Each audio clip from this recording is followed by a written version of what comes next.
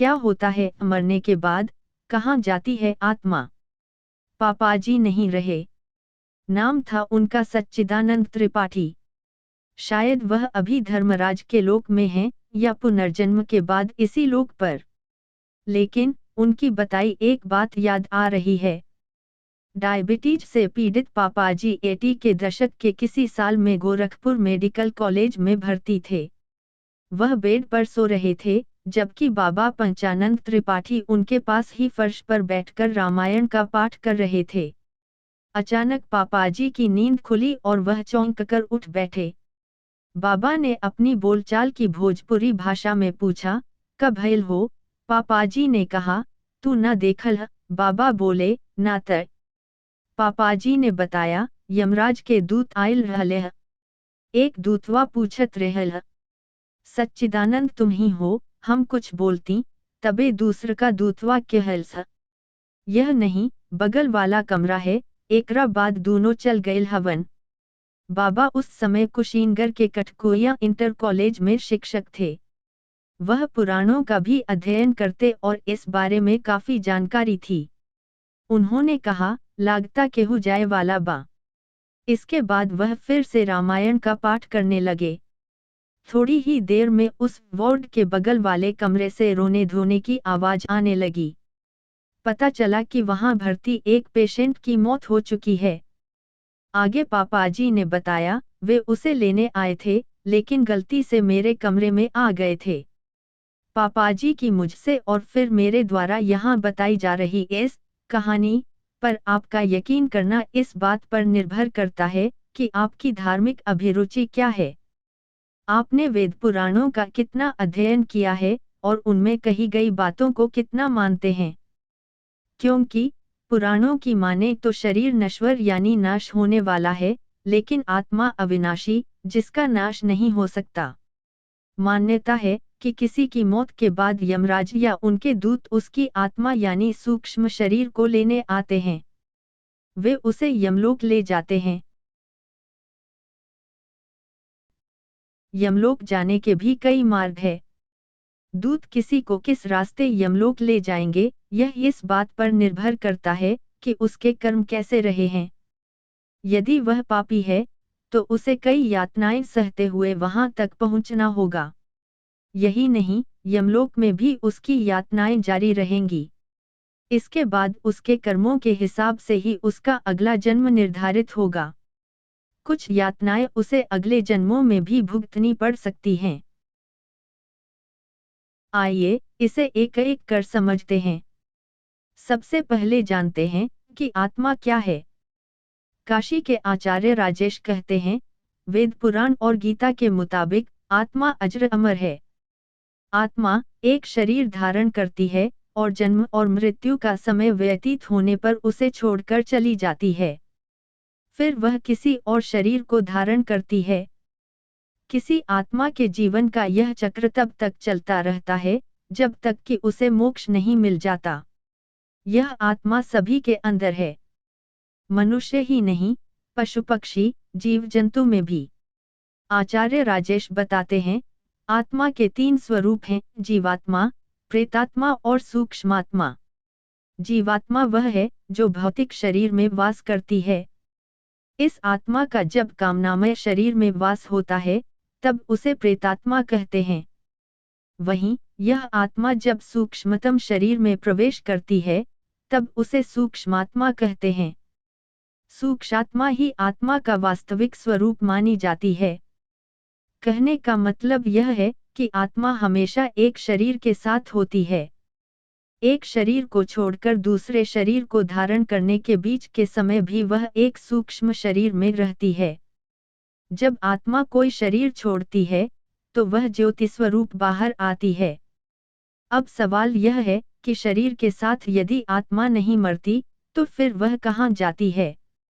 इस बारे में आचार्य राजेश कहते हैं, जब किसी की मौत हो जाती है, तब स्थूल शरीर से अलग होकर आत्मा फिर अपने सूक्ष्म शरीर में प्रविष्ट कर जाती है।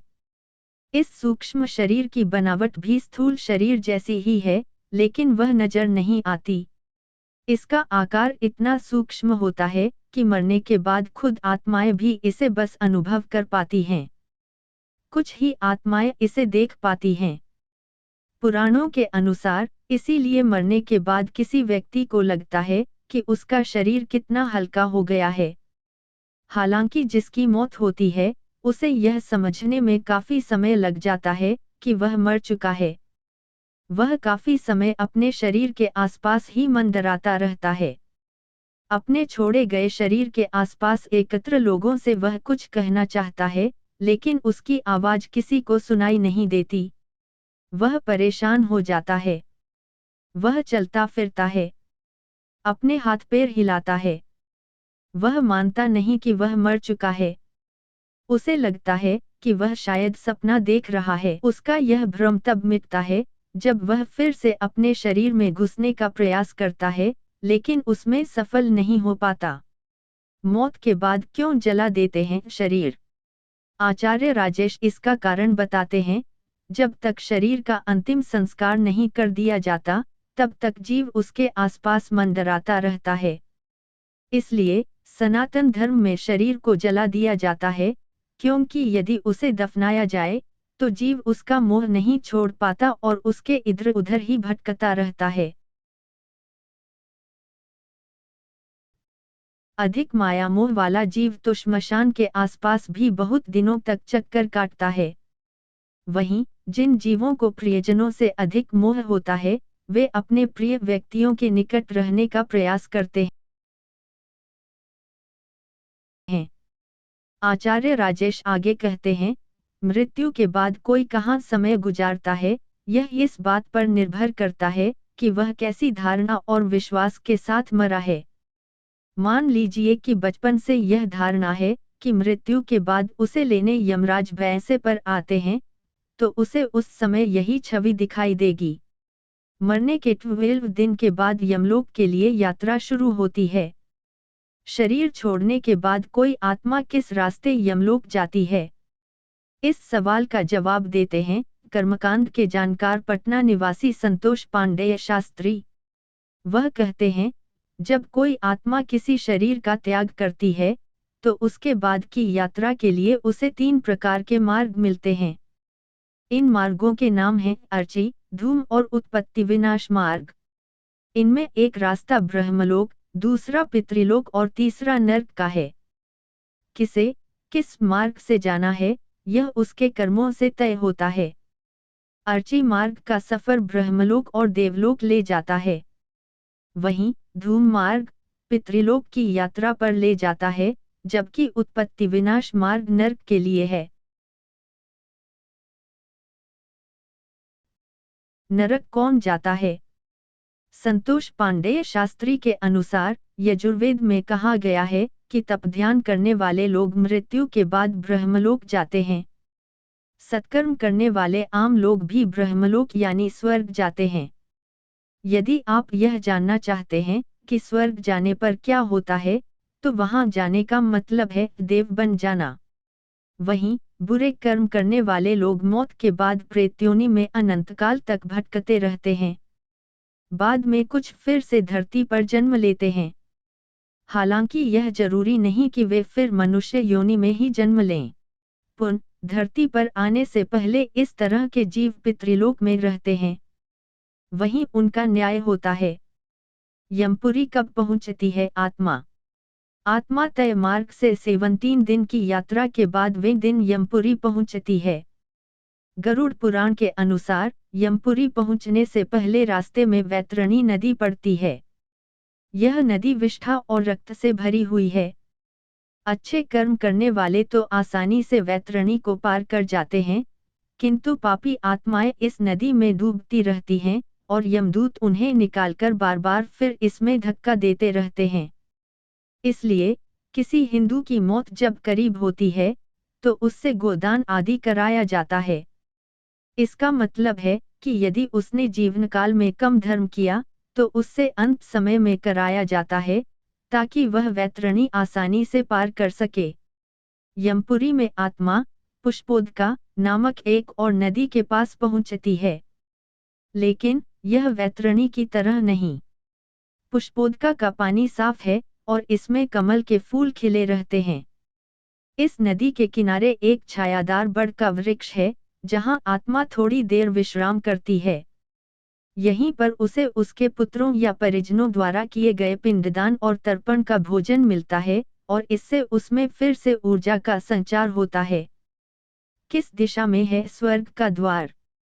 संतोष पांडेय शास्त्री के अनुसार यमलोक पहुंचने के बाद भी वहां किस द्वार से प्रवेश करना है, यह इस पर निर्भर करता है कि आत्मा ने जिस शरीर को धारण किया था, उसके द्वारा कैसे कर्म किए गए। यमलोक के 4 द्वार हैं। इनमें दक्षिण के द्वार से पापियों का प्रवेश होता है। इस द्वार से प्रवेश करने के बाद 100 वर्षों तक कष्ट झेलना होता है। पश्चिम के द्वार से उनका प्रवेश होता है जिन्होंने दान पुण्य किया हो, धर्म की रक्षा की हो या तीर्थों में प्राण त्यागे हों। उत्तर के द्वार से उनका प्रवेश होता है जिन्होंने माता पिता की सेवा की हो, सत्य बोला हो, अहिंसक रहे हों। पूर्व के द्वार से योगी ऋषि प्रवेश करते हैं।